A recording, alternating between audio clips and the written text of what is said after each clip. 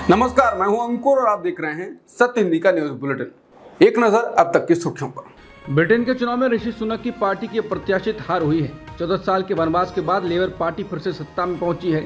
उस जीत के बाद अब ऋषि सुनक ने बतौर प्रधानमंत्री अपना आखिरी भाषण दे दिया है। उनकी तरफ से देश से माफी मांगी गई है और एक भावुक अपील भी हुई है। ऋषि सुनक ने कहा है कि देश को पहले मैं सॉरी कहना चाहूँगा। मैंने इस पद पर रहते हुए अपना सब कुछ दिया, लेकिन आपके जनादेश ने साफ संदेश दिया है कि आप बदलाव चाहते थे। आपकी पसंद ही अब मायने रखती है। मैं इस हार की नैतिक जिम्मेदारी लेता हूं। इन नतीजों के बाद मैं पार्टी नेता के पद से पीछे हटता हूं। ऋषि सुनक ने इस बात का भी जिक्र किया कि उनकी पार्टी के तमाम नेता ने इस चुनाव में काफ़ी मेहनत की थी, लेकिन उन्हें दुख है कि वो उस जीत में तब्दील नहीं कर पाए। ब्रिटेन के चुनाव में जीत के बाद कियर स्टारमर ने कहा कि हमने कर दिखाया है। आपने इसके लिए अभियान चलाया, आपने इसके लिए लड़ाई लड़ी, आपने इसके लिए वोटिंग की और अब वो घड़ी अब पहुंची है। बदलाव यहीं से शुरू होता है और मैं अगर ईमानदारी से कहूं तो मुझे बहुत अच्छा लग रहा है। पार्टी बदलने के लिए 4.5 साल की गई मेहनत इसी के दिन के लिए थी। बदलाव के साथ लेबर पार्टी देश की सेवा के लिए तैयार है। प्रधानमंत्री मोदी ने ब्रिटेन आम चुनाव में शानदार जीत के लिए लेबर पार्टी के नेता कियर स्टारमर को बधाई दी है। प्रधानमंत्री मोदी ने सोशल मीडिया साइट एक्स पर लिखा, कियर स्टारमर को ब्रिटेन के आम चुनाव में शानदार जीत के लिए बधाई और शुभकामनाएं।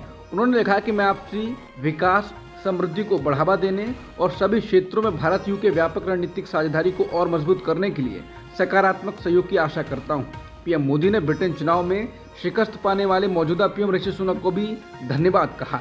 उन्होंने लिखा कि आपके सराहनीय नेतृत्व और आपके कार्यकाल के दौरान भारत यूके के बीच संबंधों को गहरा करने में आपके सक्रिय योगदान के लिए आपको धन्यवाद। आपको और आपके परिवार को भविष्य के लिए शुभकामनाएं। बता दें, ब्रिटेन में लेबर पार्टी 14 साल बाद सत्ता में वापसी करने जा रही है। केंद्र ने सुप्रीम कोर्ट के समक्ष एक हलफनामा दायर किया है, जिसमें कहा गया है कि परीक्षा में बड़े पैमाने पर अनियमितताओं के किसी भी सबूत के अभाव में नीट यूजी 2024 को दोबारा आयोजित कराने की आवश्यकता नहीं है। केंद्रीय शिक्षा मंत्रालय ने अपने हलफनामे में कहा कि परीक्षा को पूरी तरह से रद्द करने से नीट यूजी प्रश्नों का प्रयास करने वाले लाखों ईमानदार उम्मीदवार गंभीर रूप से खतरे में पड़ जाएंगे। केंद्र सरकार ने अपनी प्रवेश परीक्षाओं की शुचिता सुनिश्चित करने में मदद के लिए राज्यों से संपर्क साधा। गृह सचिव अजय भल्ला ने सभी राज्यों के चीफ सेक्रेटरी और डीजीपीज के साथ बैठक की। बैठक के दौरान सूत्रों ने कहा कि भल्ला ने राज्यों से अनुरोध किया कि वो अपने अपने राज्यों में परीक्षाओं की निगरानी के लिए एडिशनल लेयर होनी चाहिए, जिसमें एक सिविल और एक पुलिस ऑब्जर्वर नियुक्त किया जाए। उन्होंने कहा कि एक ऑब्जर्वर पर यह सुनिश्चित करने की जिम्मेदारी होती है कि परीक्षा निष्पक्ष और किसी भी कदाचार से मुक्त हो। आज आरजेडी के राष्ट्रीय अध्यक्ष लालू प्रसाद यादव ने कहा कि पीएम मोदी के नेतृत्व वाली सरकार बहुत कमजोर है। इस साल अगस्त तक ही ये सरकार चलेगी। मैं पार्टी के सभी कार्यकर्ताओं से तैयार रहने की अपील करता हूं, क्योंकि चुनाव कभी भी हो सकते हैं। दिल्ली में मोदी सरकार बहुत कमजोर है और ये अगस्त तक गिर सकती है। वहीं तेजस्वी यादव ने पिता के बयान पर सहमति जताते हुए कहा कि केंद्र की सरकार 5 साल तक नहीं चलेगी। बिहार में लगातार गिर रहे पुलों पर आरजेडी नेता और पूर्व डिप्टी सीएम तेजस्वी यादव ने बिहार की डबल इंजन सरकार पर हमला बोला। तेजस्वी यादव ने कहा कि जब से नीतीश कुमार बिहार के मुख्यमंत्री बने हैं, उसके बाद से 18 महीने को छोड़कर बाकी समय तक जेडीयू के पास ही ग्रामीण विकास विभाग रहा। उन्होंने कहा कि जब हमारे पास ये मंत्रालय था तब विभाग के पास पैसे ही नहीं थे। हमें पैसे मिले तो हम केवल पुलों को मंजूरी दे पाए थे। पुलों का निर्माण उसके बाद शुरू हुआ होगा। बिहार में पेपर लीक हो रहे हैं, पुल गिर रहे हैं। यहाँ की डबल इंजन सरकार में एक इंजन भ्रष्टाचार और एक अपराध में लगा हुआ है। बता दें, बिहार में नए पुल और निर्माणाधीन पुलों के गिरने का सिलसिला लगातार बना हुआ है। राज्य में पिछले करीब 15 दिनों में 10 से ज़्यादा पुल नए और पुराने गिर चुके हैं। लोकसभा में विपक्ष के नेता राहुल गांधी हाथरस पहुंचे। उन्होंने भगदड़ में मारे गए लोगों के परिजनों से मुलाकात की। मुलाकात के बाद उन्होंने कहा कि कई लोगों की जान चली गई है। मैं इसे राजनीतिक चश्मे से नहीं कहना चाहता, लेकिन प्रशासन की कमी तो है, इसका पता लगाना चाहिए। सबसे महत्वपूर्ण बात यह है कि इन लोगों को मुआवजा मिलना चाहिए। उन्होंने कहा कि हाथरस हादसे के पीड़ित परिवारों को सही मुआवजा मिलना चाहिए। ये लोग गरीब परिवार से हैं, मुश्किल समय से हैं, इनके लिए मुआवजा ज़्यादा से ज़्यादा मिलना चाहिए। यूपी के सीएम से विनती करता हूं कि दिल खोलकर मुआवजा दें। गरीब लोग हैं, इनको इतनी ज़रूरत है। उन्होंने ये भी कहा कि समय पर मिलना चाहिए।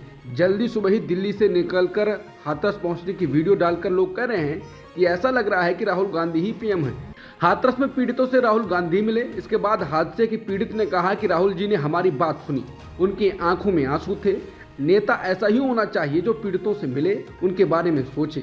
बता दें, राहुल गांधी का एक वीडियो सोशल मीडिया पर काफी चल रहा है, जिसमें पीड़ित परिवारजनों ने उनके बैठने के लिए स्टूल रखा था और खुद जमीन पर बैठे थे। इसके बाद जब राहुल गांधी वहां पर पहुंचते हैं तो सबसे पहले स्टूल हटाते हैं और उनके बराबर में बैठ जाते हैं। उत्तर प्रदेश के हाथरस में सत्संग के दौरान मची भगदड़ का मामला सुप्रीम कोर्ट पहुंच गया है।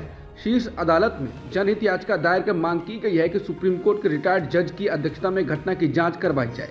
सुप्रीम कोर्ट में शुक्रवार को इस याचिका पर जल्द सुनवाई की मांग को लेकर मंथन किया गया। कोर्ट ने कहा कि इस मामले में मुख्य न्यायाधीश दीवा चंद्रचूड़ को अवगत करवाया जाए।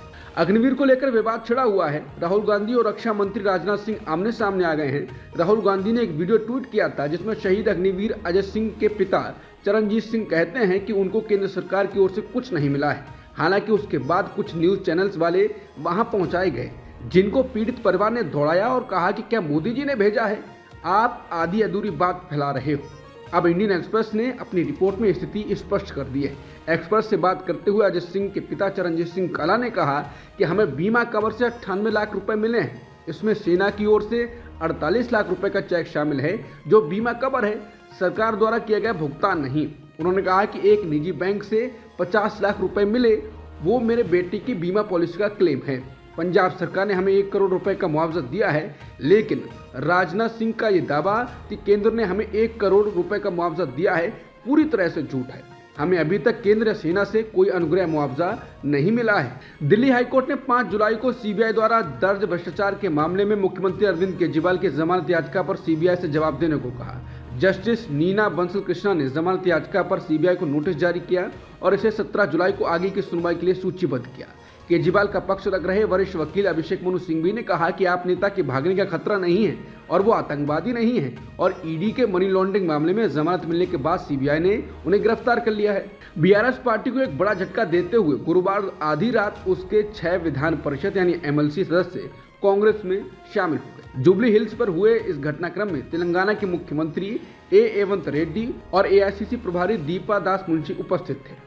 समाचार एजेंसी एनआई ने समाचार एजेंसी पीटीआई के खिलाफ दिल्ली हाईकोर्ट में कॉपीराइट उल्लंघन का मुकदमा दायर किया है, जिसमें आरोप लगाया गया है कि उनका कंटेंट चोरी कर लिया गया। जस्टिस मनी पुष्करना ने आज मामले की सुनवाई की और मुकदमे में समन जारी किया। एएनआई ने पीटीआई पर उसके कैमरा पर्सन द्वारा शूट किए गए एक वीडियो को अवैध रूप से सोशल मीडिया प्लेटफॉर्म एक्स पर दिखाने का आरोप लगाया। एएनआई का दावा है कि यह वीडियो उसके कैमरा पर्सन द्वारा नई दिल्ली से दरभंगा की उड़ान में एक यात्री के इंटरव्यू के रूप में शूट किया गया। अत्यधिक गर्मी की स्थिति में यात्रियों को काफी समय तक बिना एयर कंडीशनिंग के विमान में इंतजार करना पड़ा था। दूसरी ओर पीटीआई की ओर से पेश वरिष्ठ अधिवक्ता राजशेखर राव ने कहा कि समाचार एजेंसी 24 घंटे के भीतर विवादित वीडियो हटाने को तैयार है। वहीं एएनआई ने मुआवजे की भी मांग की है।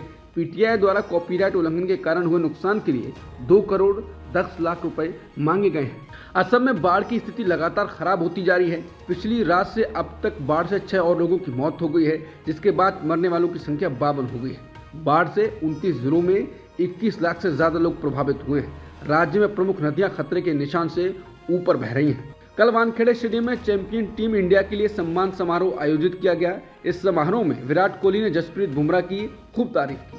कोहली ने बुमराह को राष्ट्रीय खजाना बताया। मुंबई के वानखेड़े स्टेडियम में हुए सम्मान समारोह के दौरान कोहली से बातचीत करते हुए वहां मौजूद प्रेजेंटर ने उनसे मजाकिया अंदाज में पूछा कि क्या वो बुमराह को राष्ट्रीय खजाना और दुनिया का 8वां अजूबा घोषित करवाने वाली याचिका पर हस्ताक्षर करेंगे। बिना किसी देरी के विराट कोहली ने जवाब दिया, मैं अभी याचिका पर दस्तखत कर दूंगा। उन्हें खुद ही तय करना है कि उन्हें किस तरह का शेड्यूल बनाना है। हम बस इतना चाहते हैं कि वो जितना हो सके क्रिकेट खेले। वो पीढ़ी में एक बार आने वाले गेंदबाज हैं और हमें गर्व है कि वो हमारे लिए खेलते हैं। कोहली ने कहा कि मैं चाहता हूं कि हर कोई उस खिलाड़ी की सराहना करे जो हमें बार बार मैच में वापस लाया। आखिरी 5 ओवर में उन्होंने जो 2 ओवर फेंके वो कमाल के थे। अब तक की सुर्खियों में इतना ही। बाकी खबरों के लिए बने रहिए सत्यहिंदी.com के साथ।